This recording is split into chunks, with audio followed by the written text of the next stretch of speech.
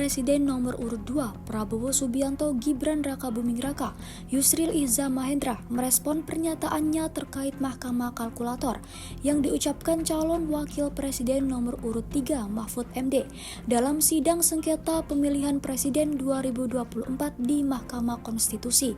Yusril mengatakan pendapatnya yang dikutip Mahfud MD adalah pendapat lama tahun 2014 dan bisa berubah seiring waktu. Mahaguru Hukum Tata Negara Profesor Yusril Iza Mahendra saat ikut menjadi ahli pada sengketa hasil pemilu 2014 dan bersaksi di MK pada tanggal 15 Juli mengatakan bahwa penilaian atas proses pemilu yang bukan hanya pada angka harus dilakukan oleh MK.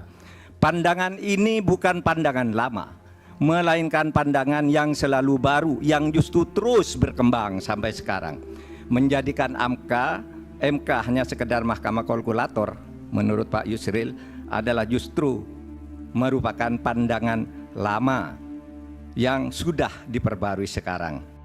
Itu yang tadi malam saya katakan kaul kadim dan kaul jadid, pendapat lama dan pendapat baru.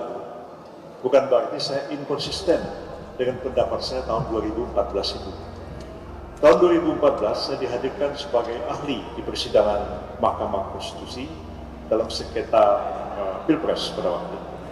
Saya mengatakan Mahkamah Konstitusi mestinya tidak hanya menjadi mahkamah kalkulator, tapi Mahkamah Konstitusi dapat memeriksa substansi penyelenggaraan pemilu, bahkan dapat membatalkan hasil pemilu. Itu betul saya ucapkan pada tahun 2014 ketika belum ada aturan-aturan tentang pembagian kewenangan, di mana kewenangan itu kalau terjadi pidana itu kewenangannya Gakumdu, ya, ada atau tidak. Kalau ada terus tidak lanjuti aparat penegak hukum. Kalau terjadi pelanggaran administratif pemilu itu kewenangannya Bawaslu, maju ke pengadilan tinggi, bahkan bisa maju ke pengadilan tinggi tun, bahkan bisa maju ke Mahkamah Agung. Ujungnya yang menjadi sisa dari itu semua adalah dengan perselisihan hasil pemilu. Hasil pemilu jadi kewenangan Mahkamah Konstitusi.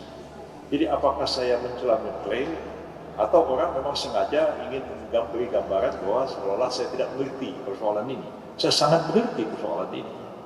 Jadi pendapat 2014 itu pasti akan berubah setelah 2017 karena adanya Undang-Undang Nomor 7 tahun 2017 tentang pemilu yang membagi kewenangan untuk menyelesaikan persoalan-persoalan yang muncul dalam penyelenggaraan pemilu. Pertama adalah persoalan administrasi yang diselesaikan oleh Pengadilan Tinggi Tun dan Mahkamah Agung, persoalan pidana pemilu oleh Gakumdu dan aparat penegak hukum, dan persoalan hasil pemilu yang diselesaikan oleh Mahkamah Konstitusi. Jadi dalam teori disebut bahwa ini ada dua jenis sengketa. Pertama adalah sengketa proses dan yang kedua adalah sengketa hasil.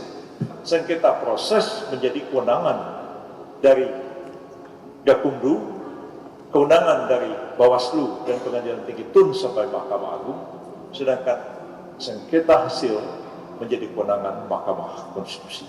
Jadi nggak ada cerita lagi membawa pelanggaran TSM dibawa ke Mahkamah Konstitusi. Bukan saya tidak konsisten, karena undang-undangnya memang sudah berubah. Ya, jadi saya senyum-senyum aja tadi dengar Pak Amal ya lebih ngomong begitu, tapi sudah di luar daripada konteksnya.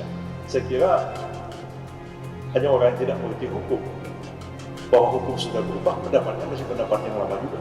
Saya kira tidak seperti itu. Tim Liputan Surabaya TV.